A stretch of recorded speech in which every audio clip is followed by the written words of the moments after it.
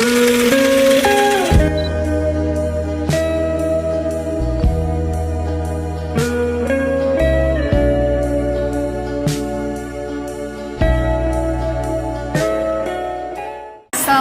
warahmatullahi wabarakatuh. Halo teman-teman, perkenalkan nama saya Nur Latifah, mahasiswa dari Institut Agama Islam Darul Ulum Kandangan. Jadi di kesempatan kali ini saya akan mewawancarai salah seorang pengajar dari MIN 2 HSS. Jadi kita akan membahas pengalaman beliau sebagai guru dan pengalaman tentang pendidikan. Jadi yuk simak wawancara kami. Oke, jadi di sini saya sudah bersama guru pengajar dari MIN 2 HSS. Jadi di sini saya bersama siapa nama Bapak? Bapak Bahri. Oke, jadi riwayat pendidikan kalian sebelum ini apa? Riwayat pendidikan MI Sanawiyah, Sanawiyah, terus S1 Tarbiyah Pendidikan Agama Islam di Yayasan Antasari Indonesia. Sekarang namanya UIN.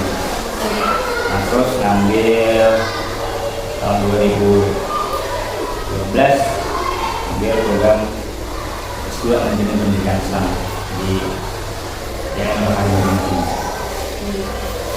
Selanjutnya, apa yang memotivasi Bapak untuk memilih profesi ini sebagai guru? Sebenarnya untuk memotivasi dari menjadi seorang guru itu rata-rata ada di sebagian besar kebanyakan, tapi ini bisa saya mengalir begitu saja. Sebenarnya teman-teman cuma punya kuliah, namun bisa berjalannya waktu dan sedang merasakan dalam hal pendidikan, dan itu ada merasa kebanggaan sendiri dan juga dorongan dari orang tua dan sebagai motivasi untuk menjadi seorang guru. Berarti mengalir aja lah Pak. Mengalir aja. Dari awal memang kan jurusan yang saya ambil itu adalah administrasi manajemen pendidikan, ya, dan masih untuk administrasi pendidikan itu tidak perlu banyak, terus ngambil angka 4. Nah, itu ya angka 4 berarti atau kita kan kebanyakan di desa ini untuk peluang kemudian itu juga dulu kan. Nah, jadi balik ke kampung katanya itu mengajar. Nah, jadi itu lalulah ditekuni untuk mengajar. Selanjutnya nilai atau prinsip apa yang Bapak pegang dalam menjalani profesi sebagai guru ini? Prinsip yang utamanya itu adalah nilai ta'ala aja kita, kan? Artinya kita sebagai manusia ingin menjadi berguna bagi orang lain. Jadi menurut saya pribadi, seorang guru ini baguslah gitu kan, ya, dari Allah untuk menjalankan pekerjaan dan belajar. Selanjutnya, bagaimana Bapak itu mempersiapkan pembelajaran sebelum kalian masuk ke kelas untuk mengajar? Bagaimana kalian mempersiapkan sebelum mengajar di kelas? Mempersiapkan pembelajaran ini yang idealnya di awal semester sebenarnya. Nah, di awal semester itu juga kita mempunyai persiapan, sudah ada pendidikan juga. Nah, di dalam pengajaran yang utamanya kita harus bisa menganalisis siswa dulu. Analisis siswa, di mana kebutuhan dari siswa ini kita juga harus tahu. Setelah itu baru kita merancang modul pembelajaran. Kita belajar dan mempersiapkan sumber tambahan ajar untuk kita mengajar di kelas ada siswa. Selanjutnya, metode pembelajaran apa yang paling sering Bapak gunakan untuk mengajar? Metode yang sering digunakan karena kita ini menggunakan kurikulum merdeka, ini yang kedua lebih banyak pembelajaran berbasis atau lebih kepada diskusi kelompok. Apalagi di kelas tinggi, misalnya kelas 6, kelas 5, ini lebih saya utamakan untuk kegiatan diskusi kelompok. Nah, karena diskusi kelompok ini dia bisa saling mengisi, dia bisa saling, artinya di dalam pembelajaran itu menambahkan dan istilahnya saling melengkapi kekurangan masing-masing. Berarti di sini sudah ada kayak metode diskusi, ada metode ceramah aja yang gurunya menjelaskan, aja muridnya mendengarkan. Ada, berarti sudah ada metode diskusi. Diskusi sudah mulai. Ini atau kerja kelompok. Selanjutnya, bagaimana Bapak menyesuaikan pembelajaran dengan kemampuan siswa yang siswanya itu beragam, ada sama nih sama tiap-tiap siswa beda-beda. Dari analisis itu kita kan tahu beberapa kemampuan siswa yang utama pembelajaran. Nah, terus di setelah analisis itu nanti kita akan melakukan juga semacam dari diskusi juga, kemudian berdasarkan itu juga merupakan salah satu cara kita untuk menyimbangkan ya, pemahaman siswa yang beragam ini. Nah, karena dengan begitu kita tahu mana yang lebih paham, mana yang lebih dominan, mana yang kurang, gitu kan. Nah, dan setiap pertanyaan itu biasanya kita jangan langsung dulu, beri kesempatan kepada siswa yang lain. Nah, jadi dalam itu siswa ini kita biasakan untuk aktif, untuk saling bertukar pikiran. Di sini sudah ada alat bantu apa saja Bapak yang digunakan dalam mengajar? Saya mengajar PAI ya, PAI. Nah, itu lebih alat peraga itu kalau saya biasanya menggunakan proyektor untuk pembelajaran. Nah, saya belajar aja. Itu untuk yang lain kayak semacam olahraga atau misalnya alam itu masing-masing dengan alat peraganya masing-masing. Nah, tapi kalau ya untuk alat yang saya ampuh itu menggunakan video pembelajaran aja, biasanya video pembelajaran dengan menggunakan apa istilahnya ya cerita apa aktor dari siswa yang ada kaitannya dengan pembelajaran, Video animasi. Iya, video animasi. Selanjutnya, bagaimana cara Bapak melakukan penilaian terhadap hasil belajar siswa? Penilaian itu ada formatif dan sumatif biasanya kan. Nah, jadi penilaian itu bukan hanya dari segi pengetahuan, tapi juga dari hasil. Misalnya kita tetap memantau kegiatan siswa. Nah, jadi selain hasil dari kerja, penerapan dan bersosialisasi atau bergaul di kelas dengan teman kelas atau dengan guru, nah itu juga dinilai kayaknya. Berarti bukan hanya nilai akademik kalau Ya. Berarti harus nilai kedisiplinannya juga. Ada prosesnya, nilai kemudian hasil. Selanjutnya, bagaimana Bapak memotivasi siswa yang kurang semangat belajar? Memotivasi siswa yang kurang semangat belajar, salah satu juga dari kita selain tugas UMP. Nah, pertama kita harus cari tahu jawaban permasalahan dari siswa tersebut, kenapa dia mengalami kesusahan dalam belajar. Nah, kan setelah kita tahu, baru kita bisa memberikan jalan keluar atau memberikan pilihan kepada siswa tersebut. Nah, tapi kalau di sini ini juga biasanya berkoordinasi dengan kurang tua siswa. Nah, ini kan kita mudah untuk hari ini kita bisa di grup WhatsApp, ya kan? Jadi ini anak ini langsung aja bisa disampaikan. Jadi sama-sama dengan pembinaan. Nah, misalnya ada anak yang kurang bisa atau kurang mahir menulis, nah, sampaikan kepada orang tuanya. Nah, jadi orang tuanya ini bisa ambil langkah, bisa dilatih di rumah atau diberikan kesambutan. Nah, di luar sekolah. Selanjutnya, apa pendekatan Bapak dalam menangani siswa yang memiliki masalah kedisiplinan? Bagaimana menanganinya Bapak sendiri? Kalau siswa, kita ini masih di masa ya, artinya kalian tambahan yang dilakukan hanya lebih besar ya, anak-anak masa anak-anak. Nah, untuk mengatasinya itu salah satunya menurut saya pribadi itu dengan cara pendekatan, gitu kan. Nah, kita harus tahu kenapa harus beranjak dia berbelok, ya kan? Nah, kita tidak bisa langsung memberikan hukuman atau istilahnya langsung menyalahkan apa yang dilakukan oleh siswa. Nah, setelah itu kita beri bimbingan. Nah, dalam bimbingan nanti bisa dibuat kesepakatan.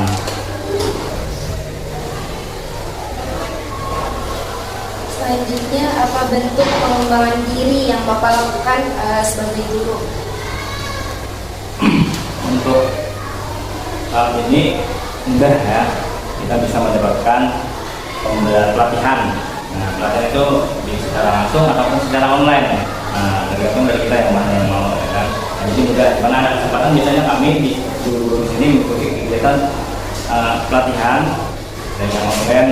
Lebih contoh misalnya si Pintar Kemenak, terus yang bulan ada diikuti. Terus ada juga yang pelatihan dari luar yang mengundang beberapa perwakilan dari guru yang sesuai dengan jabatan masing-masing, nanti bisa diserahkan dan dikunjungi oleh kepala sekolah. Nah, terus itu kami juga di sini aktif dalam kegiatan AKG, kelompok kerja guru. Nah, kelompok guru itu biasanya pertemuan sebulan sekali dan biasanya juga melakukan kegiatan pengembangan profesi. Itu di luar sekolah atau di dalam sekolah di sini? Untuk kegiatan yang online kan bisa di luar sekolah. Nah, untuk kegiatan yang KAG itu biasanya kita rutin sebulan sekali.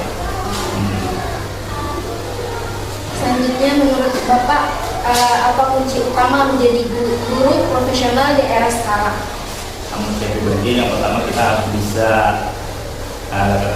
reflektif ya, bisa mengevaluasi diri sendiri dalam pembelajaran. Kita harus saling mengevaluasi bagaimana hasil yang kita ajarkan atau kita sampaikan. Terus juga kita harus bersifat adaptif. Adaptif ini dalam artian kita harus bisa menyesuaikan dengan kemajuan teknologi pada saat ini, kemudian hubungan pada saat ini, dan harus terus belajar. Ya, karena segala sesuatu itu tidak terlepas kita dengan teknologi dan IT, ya kan? Nah, itu adalah juga kita menyesuaikan tuntutan pada pihak organisasi ini. Bagaimana Bapak menciptakan suasana belajar yang positif dan menyenangkan dalam kelas? Positif dan menyenangkan itu kita buat biasanya keaktifan siswa ini, gitu kan, supaya interaktif. Nah, biasanya saya kalau paling kita ngajar, tergantung ya kelas 1, kelas 2, saya kelas 9, saya masuk ke dalam kelas, saya tawarkan dulu mau apa, gitu kan. Nah, sebelum saya memberi tugas atau lainnya, mau apa, Pak, ini Pak, kita melakukan apa, misalnya permainan, game, atau misalnya breaking dulu, itu benar begitu. Nah, karena setelah apa yang diminta atau anak-anak tuntut itu terpenuhi, nanti akan lebih mudah untuk memberikan pendidikan. Harusnya saya seperti itu kelas. Selanjutnya, bagaimana Bapak memahami dan menerapkan kode etik guru dalam keseharian? Di sekolah, di luar sekolah, kalau misalnya di sekolah ini juga kita harus bisa menjaga juga dengan sekolah yang masih kita harus mempunyai himbauan kita sendiri. Nah, itu juga kalau dalam kita salah itu kita harus jujur, ya, jujur, tidak memihak juga siswa. Nah, dan dalam pengembangannya nanti kita bisa sesuai dengan profesi kita. Nah, profesi seperti apa? Profesi sebagai guru.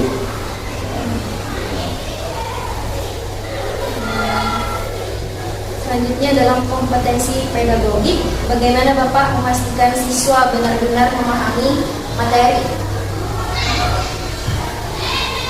Untuk siswa, bagaimana kita supaya benar-benar itu jelas ada istilahnya berulang, evaluasi berulang. Kita lakukan dulu, nah, kita lakukan juga beberapa metode penjelasan, beri kesempatan untuk bertanya. Kita juga siswa itu untuk menyampaikan apa yang sudah diajari, apa yang sudah diterima.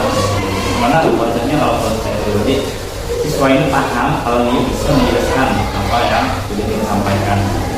Oke, berarti sehabis belajar itu evaluasi. Refleksi, ya.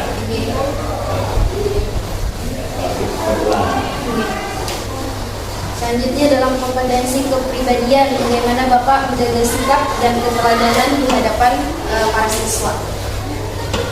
Kita konsisten, dalam artian kita sesuai dengan apa yang kita sampaikan, apa yang kita arahkan, ya kan? Kalau kita bilang kepada siswa kita harus sholat tepat waktu, kita harus masuk tepat waktu, kita harus konsisten, kita harus ya konsisten itu sesuai dengan apa yang kita sampaikan, apa yang kita arahkan. Nah, kalau kita menyampaikan kita harus tepat waktu, tapi kita masih sering terlambat, dan ini jelas ada hal yang pantangan dari siswa itu agak berbeda. Nah, terlebih ini juga kita harus terbuka juga pada siswanya. Kalau memang kita harus jadi tahu masalah, ya kan? Nah, terus juga misalkan sebagai guru itu juga dituntut untuk berpenampilan menarik dan juga semangat, ya kan? Nah, dalam artian kita mau belajar, kalau kita sendiri atau sebagai guru tidak mempunyai semangat yang dilihat pada anak-anak memberikan semangat siswa, nggak susah nantinya. Nah, ini kita harus semangat. Biasanya kalau ada semangat gurunya, siswanya jadi loyal juga di kelas. Ya.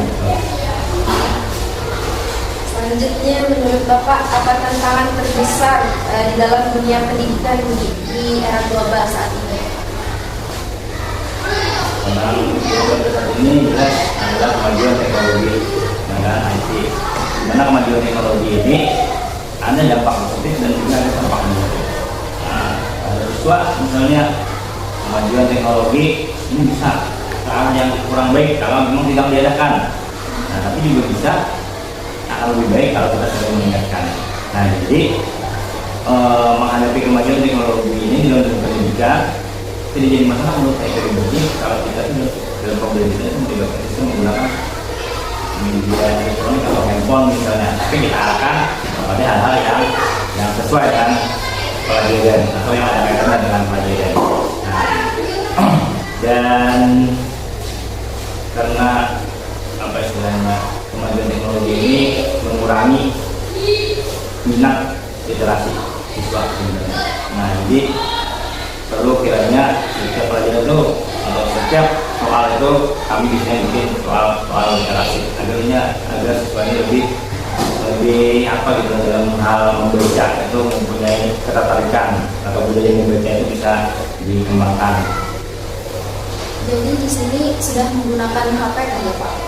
Sebagian sudah kalau misalnya kelas tinggi, kelas 6 misalnya, kelas 5 sebagian, tapi tidak semua ada lagi. Tapi untuk kelas 6 ulangan semester hari ini sudah menggunakan HP. Selanjutnya, apa strategi Bapak agar siswa itu siap bersaing di era global dan digital? Di antaranya itu tadi salah satunya dengan menggunakan media HP itu salah satu untuk siswa bisa bersaing di era global. Ya. Nah, misalnya dia menjawab melalui aplikasi quiz gitu kan, atau Google Form gitu kan. Nah, ini sudah mulai mengajarkan siswa untuk digitalisasi gitu kan. Selanjutnya, pengalaman mengajar apa yang paling berkesan bagi Bapak? Pengalaman berkesan ini Selama Bapak mengajar? Saya mengajar sudah hampir 15 tahun. Nah, mengajar itu sebenarnya menurut saya pribadi, apabila siswa itu paham, mengerti, dan mudah menerima apa yang disampaikan, nah itu menurut saya sangat berkesan. Ya, dan kami sangat bangga oleh siswa yang dia mampu menerima apa yang kita harapkan. Apa satu hal yang ingin Bapak tingkatkan dalam proses pembelajaran ke depannya? Literasi dan juga penggunaan media HP ini agar siswa atau anak-anak tidak salah menggunakan artinya bijak dalam menggunakan media sosial atau HP. Karena kita ini sudah ada bisa kalau misalnya di rumah pun orang tuanya mungkin tidak bisa untuk melarang, dan beberapa kasus lagi yang bisa melarang anaknya untuk main HP. Nah, tapi bagaimana caranya nantinya bersama-sama guru dan orang tua itu mengarahkan hanya handphone atau HP ini bisa digunakan belajar, bukan hanya untuk bermain.